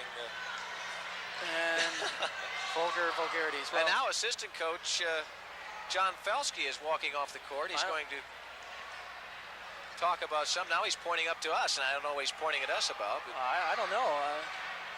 maybe they're going to try to look at a replay here. I don't know. I don't know if we're capable of giving him a replay. I'm sure they're probably talking about it in the control booth right now. I'm not sure what kind of good we can do up here, but NCAA rules state that you can't. Maybe you can use a replay to figure out who hit who first and all that other stuff. But I'm not so sure that I don't know. You could use it for a play. I don't know. This might turn into a Tyson Givens divorce court battle all of a sudden. Who hit who hit when?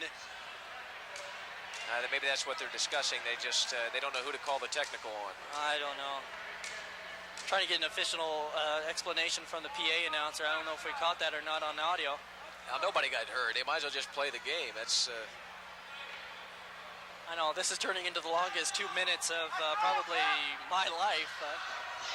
And John Felsky, the assistant coach, goes over to the cameraman, talks to the ref, and I mean, it's one of our cameramen, and they're pointed up to us, and I have no idea why. I don't know. Maybe they think we know where to eat after the game. I don't know. That could be. That could be. I don't know. We just work here, folks. We try not to make any claim to any vast, substantial amount of knowledge. We just work here. Okay, shut up. This is College Access Channel 23 at IPFW, your connection to IPFW basketball and also to IPFW volleyball, which I understand things are going pretty well with the volleyball team, right, Bob? Bob is one of the senior sensations, or should I call the sensationalist, that is, on the just some guy who plays IPFW volleyball team. team? Yeah, everything's going real well. Practices started up again just Monday, and yes, Coach Ball, I'm still kind of sore from today's activities. We're going to be playing. Well, there's Coach Ball right now. He just went over to the security guard in charge, and I think he's asking about you, Bob. Hide me. I didn't think they could catch me. But yeah, our season's going to start USC and Penn State and Ohio State and us here at the.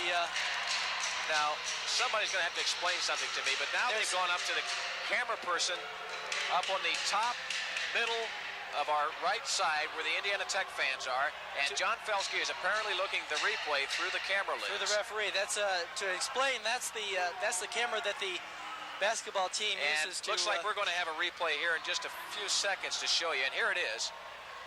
We'll see who hit who first, and there's Bruce Rowland who just pushed. Rowland. It was Bruce Rowland who pushed Joe Jordan. But to be brutally fair, I don't think we saw what happened before then either. I think the camera was swinging just a little too late. It may have been in retaliation or something as well. But to explain, that's the basketball team's camera, which videotapes for the IPFW. There it is again, but and there's a push by Rowland. As you can see, the retaliation by Joe Jordan. But I don't know. Everybody knows Rowland pushed him, so what's the deal? I have no idea what's going on. I'm not sure. It's you would think it was a no-brainer. You know, you just no doubt. Well, it's Rowland, and he's gone. He's out of here. It's game over. You can see John Felsky there showing, and there it is again. We're going to show you the replay.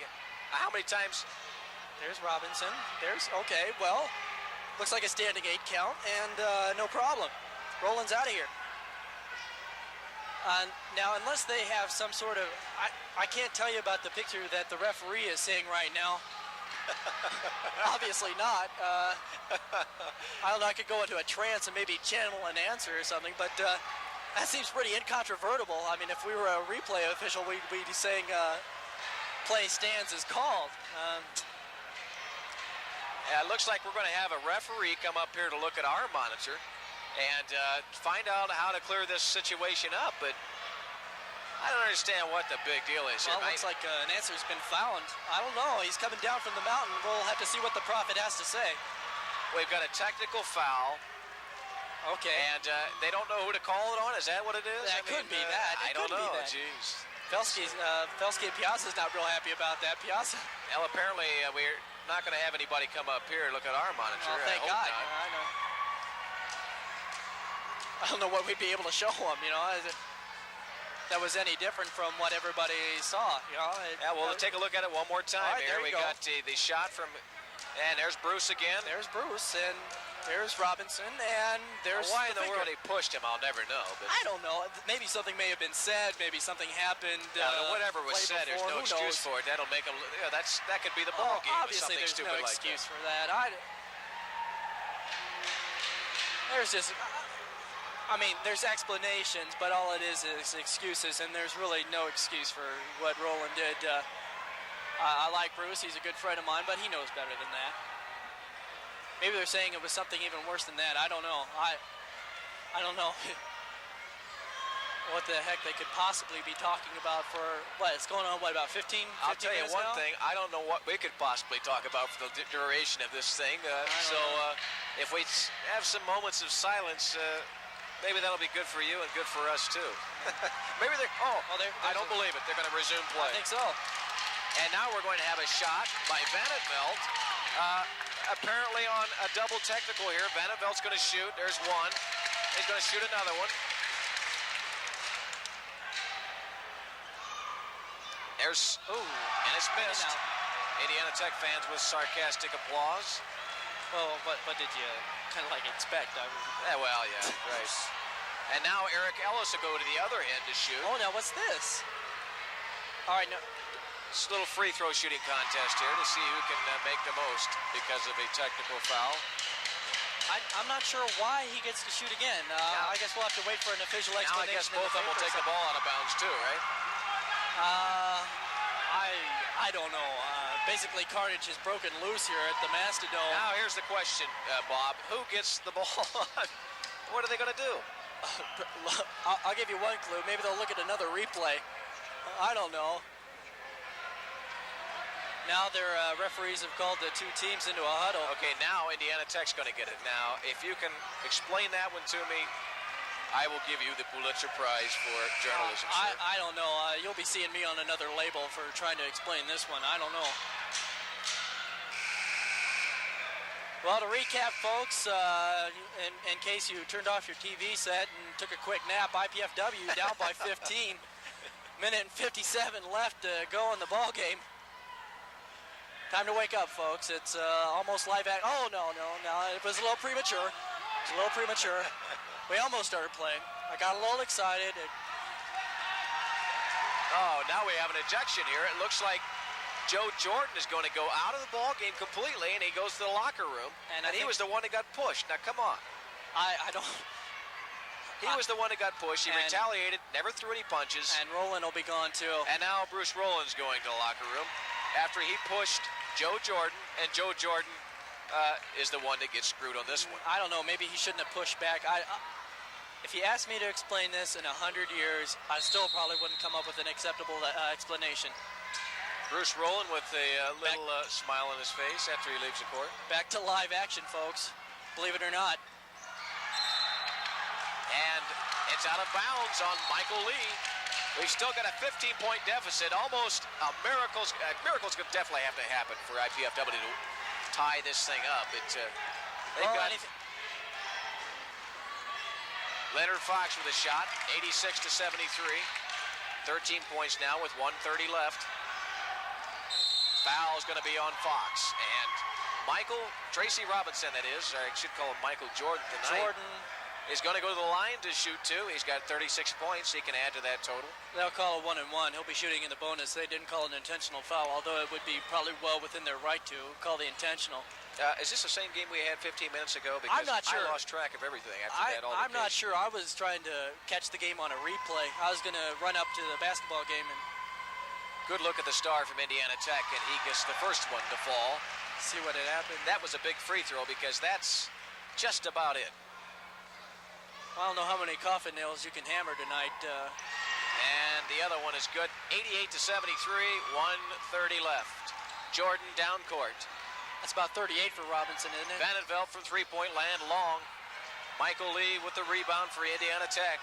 Over to Rutland, and Rutland gets fouled by John Bowe, and he'll go to the line to shoot.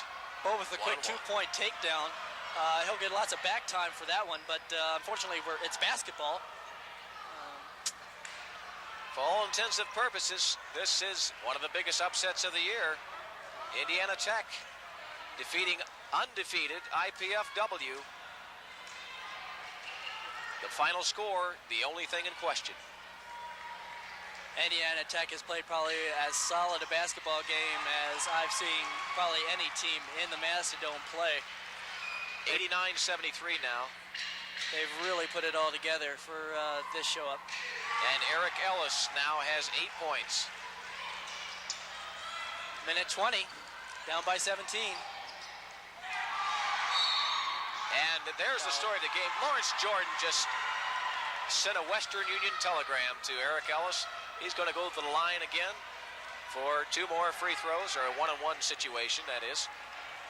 17-point lead, and just a unbelievable, superb performance by Indiana Tech with a perfect game plan, no mistakes. 9 points now for Eric Ellis. Ellis has played an excellent game here, the 6'2 freshman. He's got a bright future from Indianapolis. 19-point lead. Van Velde from long range. He's been way off.